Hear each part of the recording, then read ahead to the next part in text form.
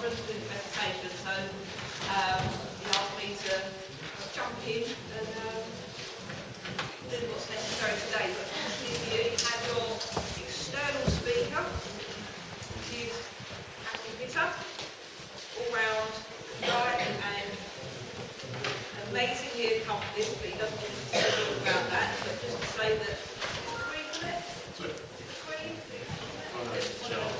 okay. He slummed it, only picked up a certain award from Prince Charles in one round of the New Year's Honours list, so he's also got a doctorate as well. Yes, it's worthy of a round of applause.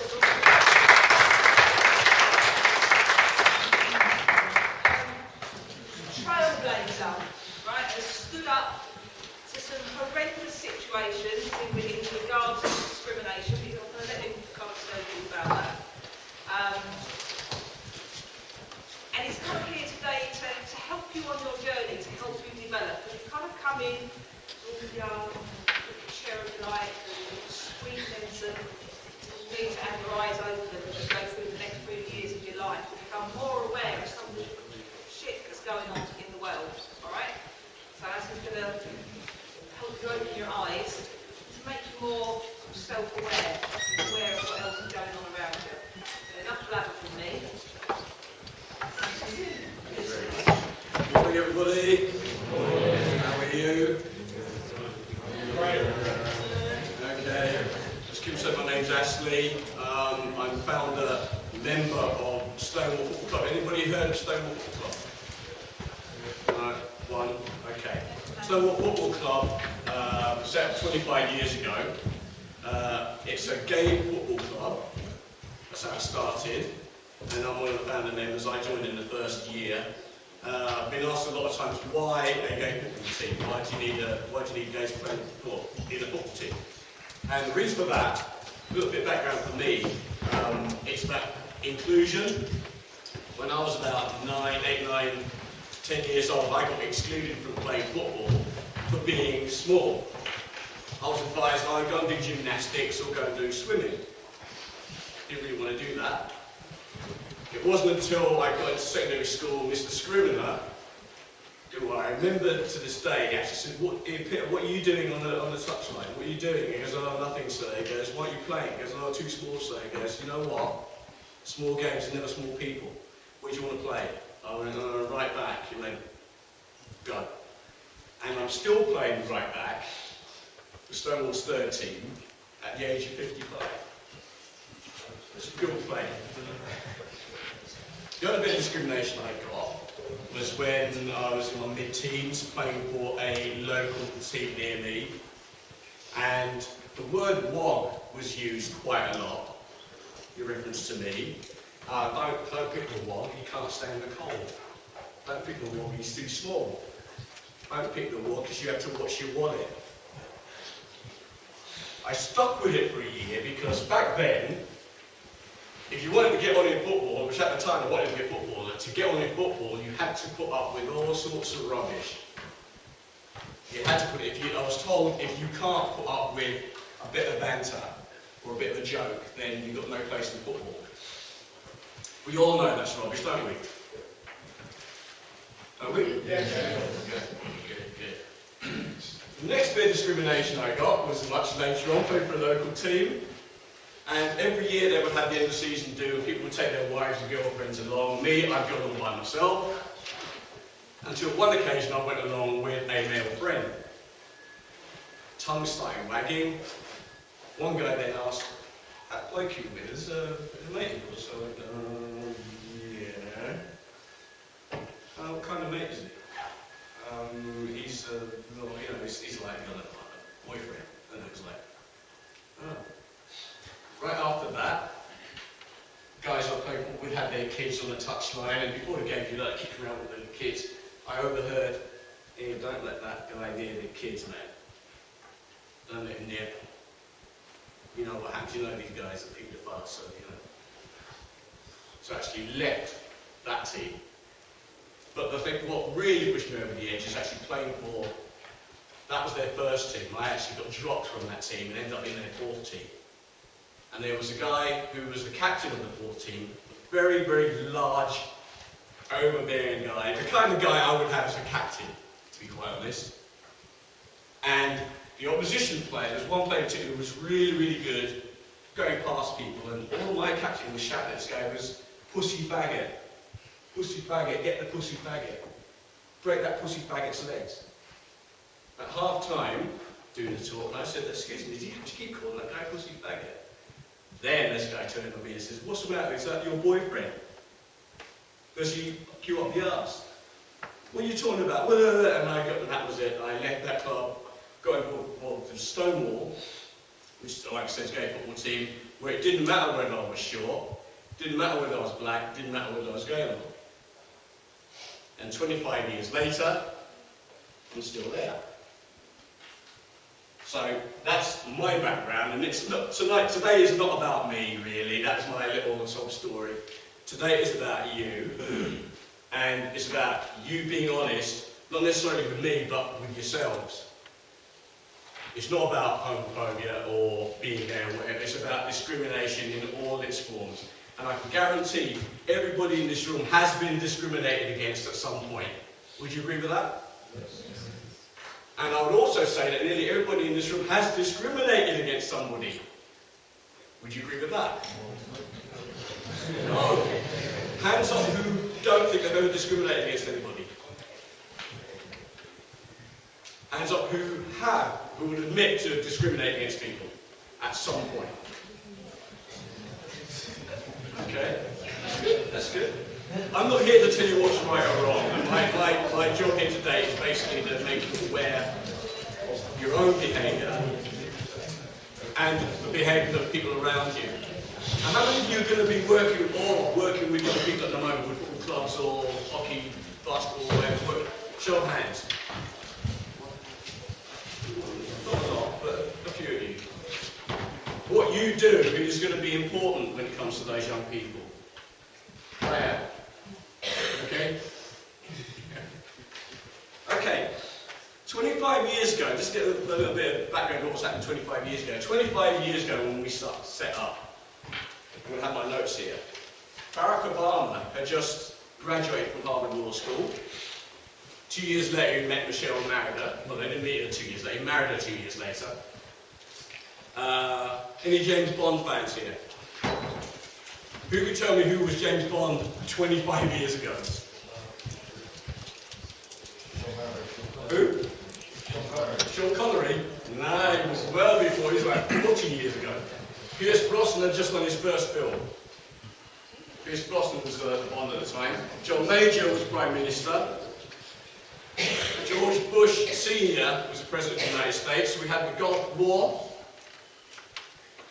Wimbledon champion. Can anybody tell me who the Wimbledon champion was? The men's champion. Who? Nah. Nah. Michael Stick. Anybody heard of Michael Stick? One person. Female champion was Steffi Graf. Oscar winners in 25 years ago. Jeremy Irons for Absence of Malice. Anybody heard of that? No. Right. Kathy Bates got Best Actress for Misery. Yeah. And Best Film, Dances with Wolves. Yeah. Boring. Okay, we're going to liven things up a bit. Hands up, or make all the 25-year-olds make some noise. Okay. All the 18-year-olds make some noise. The best you can do. Well, the 20-year-olds make some noise. Oh, God, I'm going to have some volunteers. I just need 5 volunteers. I'll take you. I'll take you. Forward. You. You. That's 5, yeah? Yeah, come forward, come forward.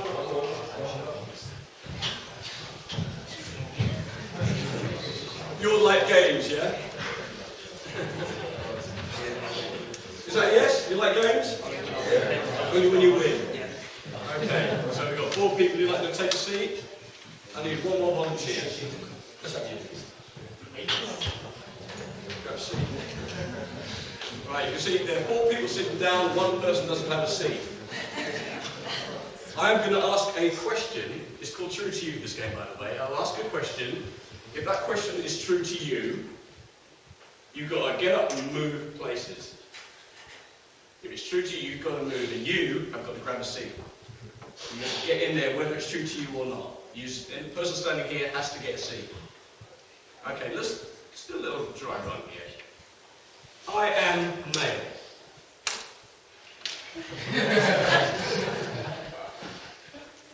Pretty quick enough. I am female.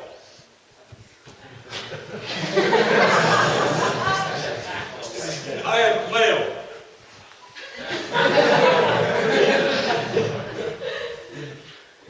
I am a human being.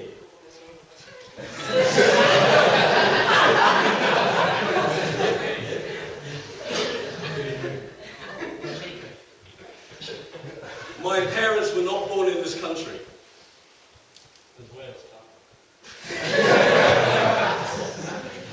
I think you've got the grasp of that, right there. This is where it gets interesting.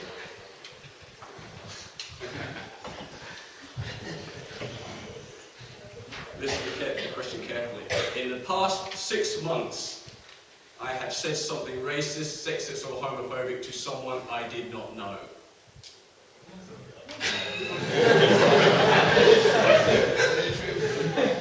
Show of hands, who has not said anything racist, sexist, or homophobic to someone they didn't know? Okay. Okay, the last 6 months. In the last 6 months, I have said something. In the last 6 months, I have said something racist, sexist, homophobic to someone I did know.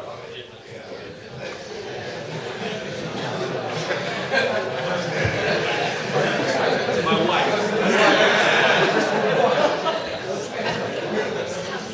Just carefully. If I had the chance to be a member of the opposite sex for 1 day, I would do it.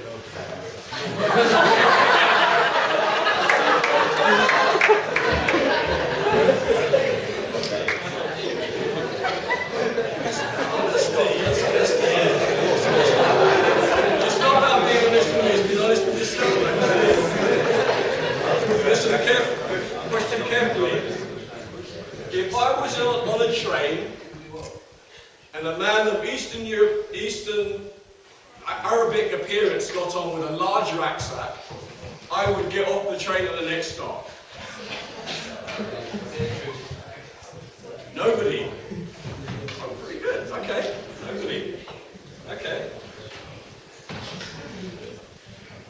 I have never been a victim of discrimination.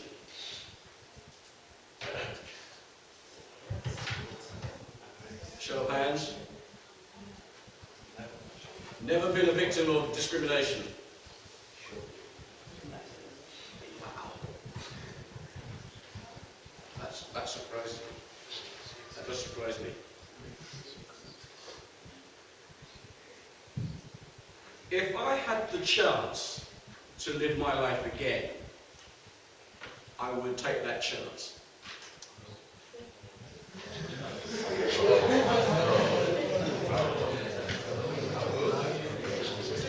Okay. Show of hands. So everybody have, all those people with their hands up, if they had the chance to live their life again, they would do it. Yeah? There's no one out here. Okay, brilliant. Would you stand up for a minute? Look at everybody. Now, could you tell me, do you think the group of people I picked is representative of this group? No? No? What would you change? Yeah, you said no. The amount of people that you... What? You'd put more people out here? Yeah. Okay, anybody else? I'd say that, don't want to take a wild guess, but I don't think anyone here is Muslim or of a different religion. Okay. Anything else? Yeah? Height, Roughly the same height? Well, you guys are good. You guys are good. I've been doing this for the past 5 years, and like, I've never had so many people saying, well, this is what I changed. What else? There's one person wearing glasses. Anybody disabled here? Or anybody sort of slightly larger? No.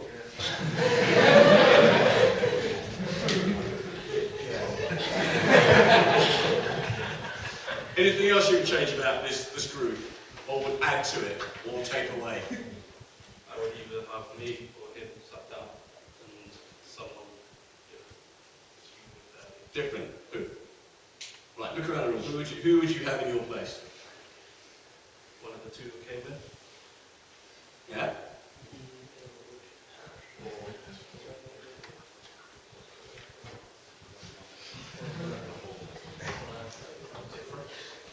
Yeah?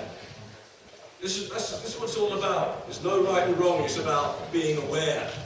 And by the sounds of it so far, you've made my job a lot easier. You're all quite aware. You've all looked, well, hang on a minute, I'll change this, I'll do this, I'll add to that, I'll take that away. Absolutely brilliant. Give these guys a round of applause.